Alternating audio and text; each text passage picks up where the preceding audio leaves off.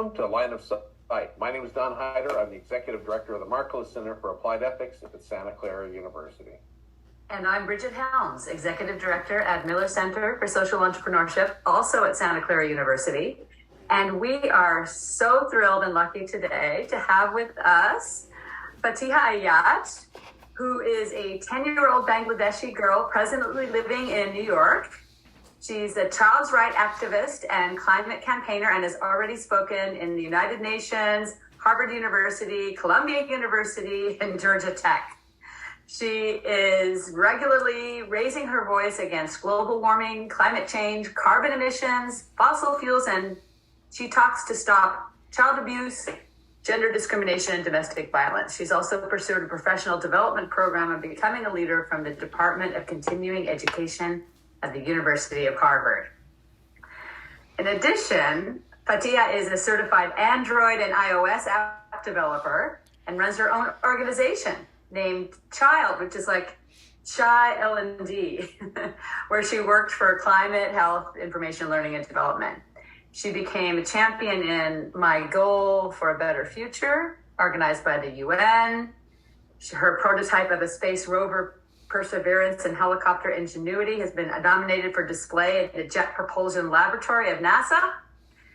She received the Amazing Artist Award in the Ocean Under Threat category of Advena World Art Competition. And at 2018, at the age of just 7, she addressed the International Youth Day Conference at the United Nations ECOSOC Chamber on Zero Waste Policy and Climate Justice.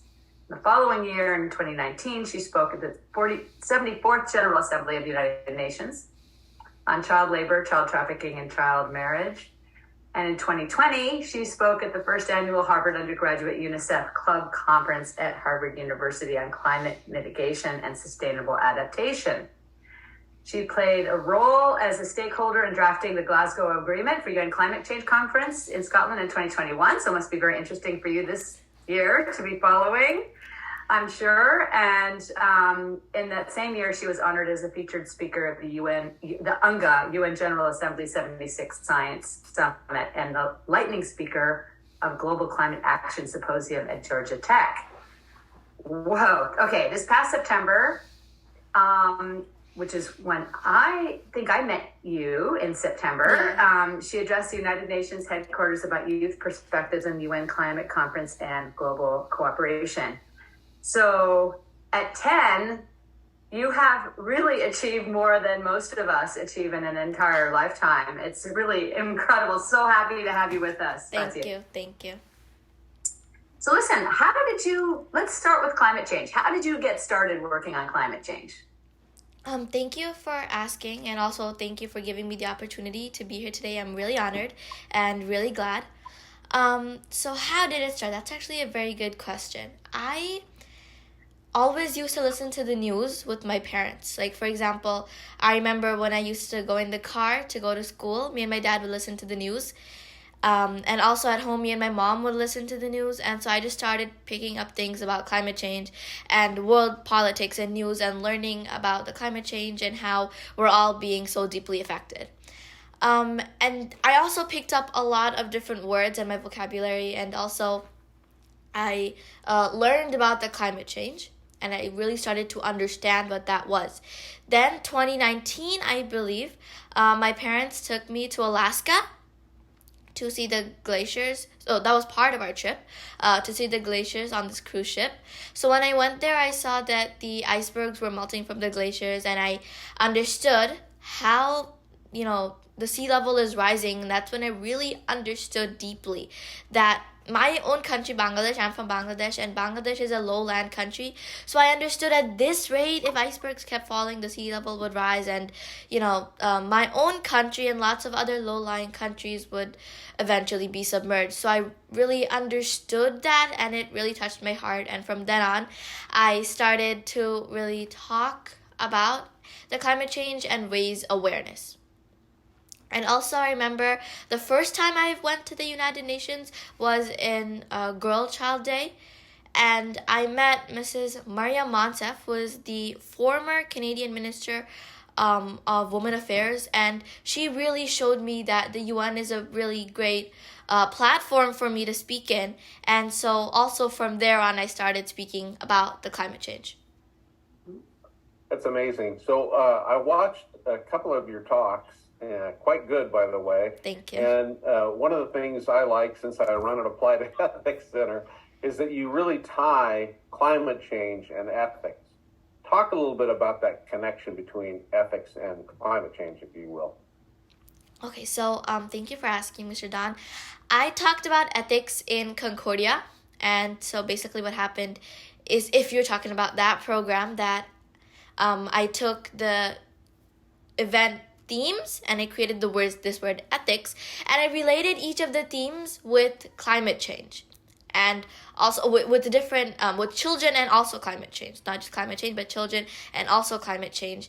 And the relationship between that, why I did that, I think, is because children and climate change are very closely related, because the children are being affected by the climate change a lot. So, and I'm a child rights activist and a climate campaigner, right? So that's why I decided to bring those two together in my speech. I not only in Concordia, but also in every speech I do. It's usually children and climate change, and I really want to bring these two things together and raise awareness, because as a child I know that a lot of the privileges that I get are some kids don't even get their basic needs, right? So I try to, and also climate change is affecting us, so I try to relate that in order to get the people to really understand how these issues are also affecting us children and not just the adults. Very good, thank you. Can you talk more about that? Can you say, like, why should kids like you and your age care about this issue? What specifically is the concern that they should have? Well, really, it's the kids now that will face the problems of climate change when we grow up. So it's really the adults now that have to start working so that us kids can have a better life when we grow up in the next generations. Because if the adults don't do that, then it's going to be us kids who face the problems. And at this rate that we're affecting the climate in the negative ways, I think it's real. If we don't work, I think it's really going to have a negative and really bad impact on us kids. And I want to see a world where, we won't have to face the problems, right? And that's why I think the kids, they need to speak and raise their awareness more about this, so that they can ensure that they have a better life when they grow up, and also not just for us, but for the following generations coming. Tell me a little bit about who you want to speak to. Who do you think your audience is, and who do you want to reach most when you do your presentations?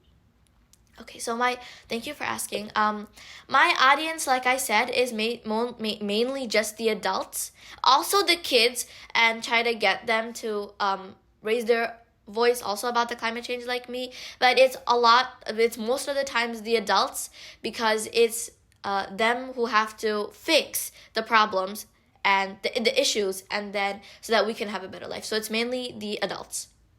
And we have a whole still group of adults here, many who are politicians, some who hold power, who want to deny climate change or want us not to deal with it because it's going to be costly or it might cut into profits. What would you say to those folks? What I would say to those people that think about the future generations, right? I know that we also need to think about this world. But if we improve this world, then we'll have better and even better generations in the following years. So that's what I want to say. That's what I would like to say to them, that if climate change and children are now at the center of every problem that we have, right? So that's why if we work for these issues, then we'll actually be working for almost all the problems that we have. That's a really interesting approach, because even people who may not agree on climate issues or what's causing them or what the right solutions are can probably all agree that we want to leave a better world for our children on one level or another, right? It's kind of a basic human instinct to have more opportunity for the next generation than you have now. Can you talk a little bit more about your child advocacy as well, kind of separate from climate change? What are the kinds of other issues in addition to climate change that you're worried about for children today? For children, it would be things like child trafficking and child marriage, and also what in almost in almost all the speeches that I have delivered, I try to relate it with my country, Bangladesh, because Bangladesh is also one of the countries that have the highest rates of child marriage and child trafficking. And so, like I said, as a child, I have some privileges and basic needs that some kids don't. So that's why I want to make sure that every single child has what they need to ensure that they have a good life, because I don't want to see any child like me who don't even have their basic needs like food, shelter, water, or even family, or even health treatment. And I want to see that every child is equal and have the same privileges. So that's why I talk about children a lot. So that also I have a lot of partnerships. For example, I'm working with Safe Women of Bangladesh, and what we're doing is since October was a cyber security month, we tried to create a quiz, and this was also mainly targeting towards the children, so that social media is a big part of our lives right now, so that in social media they're not being bullied, and they're having a good social life, things like that, right? I have lots of different other partnerships, like for example with UNICEF. I'm delivering a speech at UNICEF, which will be coming up, and also I'm working with them to ensure that every child has their basic needs. So it's mainly the children that I'm working for, and these are the problems. Yeah. And those are very serious problems of trafficking and child marriage, and child marriage and things like that. And I think that sometimes, especially here in the U.S., it's happening here too, right? Yeah. We do know that, but we don't hear about it as much, and I think a lot of people are just unaware. That's why, that this is happening, right? Yeah, definitely. I agree. What can people do in terms of, sometimes you look at a problem like climate change and it seems overwhelming, right? And I think, well, I can't stop the glaciers from melting. So, but what can I do? What can every person do to sort of help with climate change? I think that every person can have an effect on the climate change, and we need to start doing that effect in positive ways. For example, we could use the 3 R's: reduce, reuse, recycle. We could, instead of using greenhouse gas emissions, we could transfer to clean energy. Like, for example, instead of using our cars, we could just ride our bikes or walk, right? That's more, that's better for our climate. We can even plant a couple of trees. Like, every single thing that we do will help the climate overall. So just starting from our own communities, raising our voice. If you don't want to speak at the UN, that's completely fine. Just start speaking and raising awareness in your own community, in your own home and town, and start raising your voice, so that people who are unaware, or people who know but just don't really try to do anything, they also start creating a better impact for the climate and the ecosystems. I love that. I love that kind of credo around, it's sometimes people feel powerless because the problem is so big, and you may or may not be able to affect the behavior of massive corporations or governments or whatever. But the one thing you do have control over is your own behavior. Yeah. Right? And so that can feel like a very empowering kind of message, right? Yeah. That there's some, even if it's small, it all adds up. Can I ask you a little bit about sort of your personal life? So your parents must be incredibly proud and supportive of you. How do you manage all of these engagements along with your schoolwork and everything else? I'm just curious about, how do you do that? Thank you for asking. That's actually a question that I get a lot. So what I try to do is I try to balance my activism work and my schoolwork throughout the week. So I usually leave the weekends, since now school started and middle school is a lot of homework and classwork. So I try to leave the weekends for my activism work. And I leave the weekdays for my schoolwork. Also, I try not to miss school for any event, but if there's a big platform and it's on the weekdays, then obviously I have to skip my school. But I always make up my work, and activism work has never made my grades fail. And I try to make up my work, and also I try to make sure that in my school, I am doing good, and I try not to. I'm a student and then a climate activist and a climate campaign and child rights activist. So I give school my main priority and leave the activism work for weekends. And like you mentioned, my parents do support me a lot. They help me when I'm sometimes a little frustrated, and they support me a lot, and they help me in a lot of ways that I can't describe. I'm sure they are so Yeah.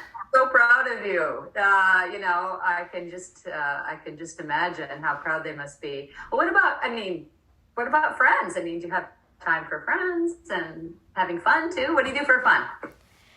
Of course, I leave time for my friends, What I do for fun, I love to read books. So I'll read I love mostly classics and fiction. So I'll read. I have a big bookshelf at home. So I'll read different novels, different mysteries. I love mystery. Mystery is my favorite genre. And I'll read different classics as well. I also love to paint and draw.